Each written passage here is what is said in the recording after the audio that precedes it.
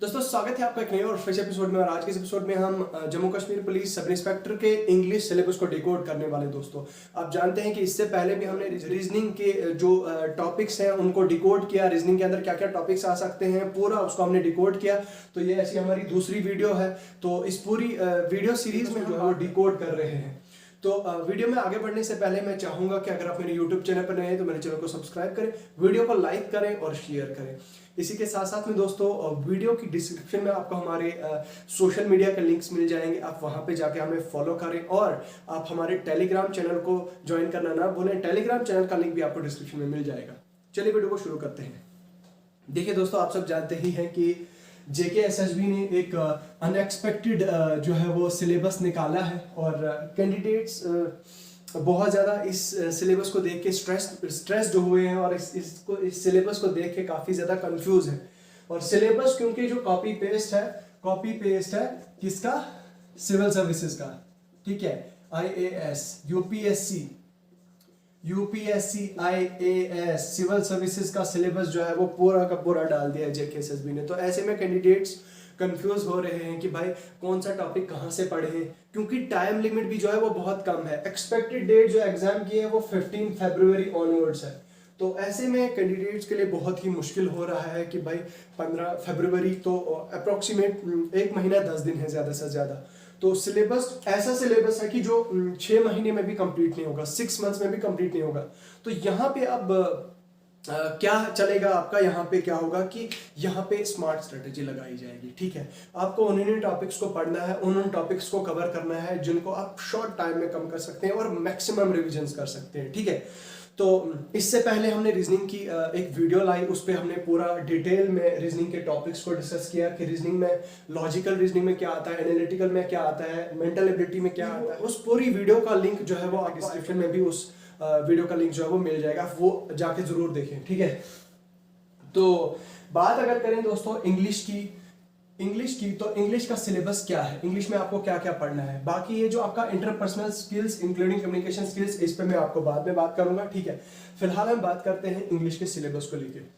तो इंग्लिश के जो जनरल इंग्लिश है दोस्तों, उसको 3 पार्ट्स में डिवाइड किया गया है। ये मैंने नहीं डिवाइड किया है। इंग्लिश जनरल इंग्लिश जो है यूजुअली जनरली आपकी 3 पार्ट्स में डिवाइड होती है। एक पोर्शन होता है आपका ग्रामर का, दूसरा पोर्शन होता है आपका वोकैबुलरी का, तीसरा पोर्शन होता है आपका प्रैक्टिस का। ठीक है, तो ये तीनों पोर्शन और तीनों जो है वो सब टॉपिक्स मिला के आपकी जनरल इंग्लिश बनती है। आपने जनरल इंग्लिश सिलेबस के PDF में देखा तो आप ये ना सोचें कि बस ये वही non pronoun adverb adjective and all that होगा। नहीं दोस्तों, आप यहाँ पे देखें कितनी लॉन्ग लिस्ट है। अभी हम पूरा इस पे डिटेल में जा रहे हैं। ठीक है, तो इसको 3 पार्ट्स में डिवाइड किया गया है और फर्दर इन्होंने जो ग्रामर का पोर्शन आप जानते ही हैं कि इसमें हमारी पार्ट्स ऑफ स्पीच आती हैं और पार्ट्स ऑफ स्पीच में भी हमारा नाउन आता है, प्रोनाउन आता है, एडवर्ब आता है, एडजेक्टिव एडवर्ब आता है, प्रीपोजिशन, कंजक्शन, इंटरजेक्शन, ठीक है, टेंसेस आते हैं।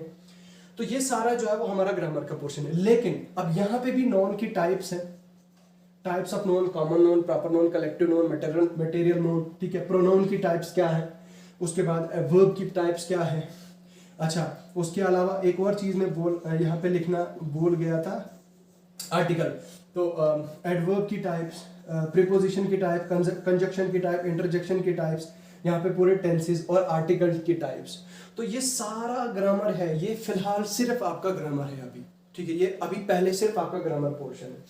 उसके बाद अगर हम बात करें, यहाँ पे आपकी वॉइस आती है।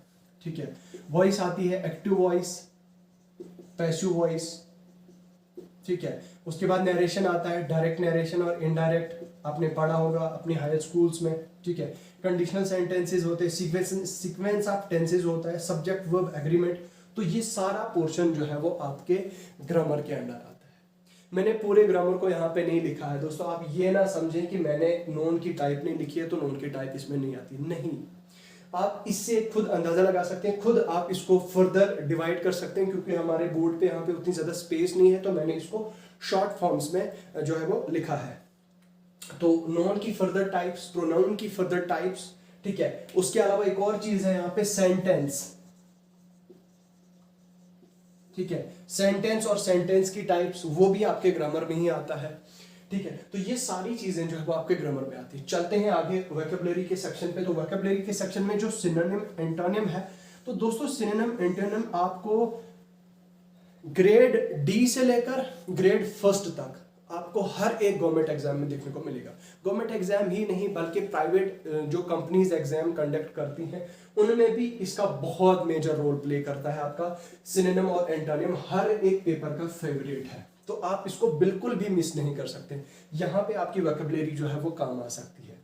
आपको वर्ड लिखा होगा, उसके लिए आपको लिखना होगा इसका सिनोनिम, ठीक है। आपको वर्ड होगा, वर्ड का आपका एंटोनिम लिखना होगा इस तरह से, ठीक है। वन वर्ड सब्स्टिट्यूशन, तो दोस्तों आपको फिल इन द ब्लैंक्स दी होगी और फिल इन द ब्लैंक्स में आपको 4 ऑप्शन दिए होंगे और मान लो एक डैश तो वहां पे पूरा सेंटेंस होगा, फिर आपको 4 ऑप्शन दिए होंगे, 4 में से आपको वर्ड सब्स्टिट्यूट करना होगा, ठीक है। वो होता है आपका वन वर्ड सब्स्टिट्यूशन। उसके बाद ईडियम्स फ्रेजेस होता है, ठीक है। जैसे बहुत कॉमन हमारे ईडियम्स फ्रेजेस हैं, जैसे कि for example A friend in need is a friend Indeed, मतलब ये सेइंग है, कॉमन सेइंग। इस तरह से ईडियम्स फ्रेजेस, ये ए friend in need is a friend Indeed, ये ईडियम फ्रेज में नहीं आएगा, लेकिन इस तरह से आप ईडियम फ्रेजेस बहुत सारे टाइप्स के होते हैं, ठीक है। कन्फिगरिंग वर्ड्स, ठीक है। पैसेजेस होते हैं आपके कॉमनली कंफ्यूजिंग पैसेजेस, ठीक है। फ्रेजल वर्ब्स, तो ये सारा आपका वोकैबुलरी के सेक्शन के अंदर आएगा। अब एक एक पॉइंट को अगर मैं एक्सप्लेन करने बैठूंगा तो टाइम बहुत ज़्यादा कंज्यूम होगा और ये वीडियो बहुत ज़्यादा लंबी होगी, ठीक है दोस्तों। तो अभी मैं आपको रफ आइडिया दे रहा हूँ हर एक टॉपिक का। उसके बाद प्रैक्टिस पोर्शन आता है दोस्तों। प्रैक्टिस पोर्शन भी जो है वो बहुत मोस्ट इंपॉर्टेंट है इंग्लिश सेक्शन का। तो क्लोज टेस्ट में दोस्तों सबसे पहला आता है आपका क्लोज टेस्ट, उसके बाद आपका रीडिंग कॉम्प्रिहेंशन, उसके बाद आपका पैराजम्बल्स आता है, यहाँ पे पैराजम्बल्स आता है, फ्रेज रेपिटेशन आता है, सेंटेंस इंप्रूवमेंट आता है, एरर डिटेक्शन और करेक्शन। और ये सारे टॉपिक्स दोस्तों हर एक एग्जाम में पूछे जाते हैं, तो इन टॉपिक्स को तो आप बिल्कुल भी इग्नोर नहीं कर सकते हैं।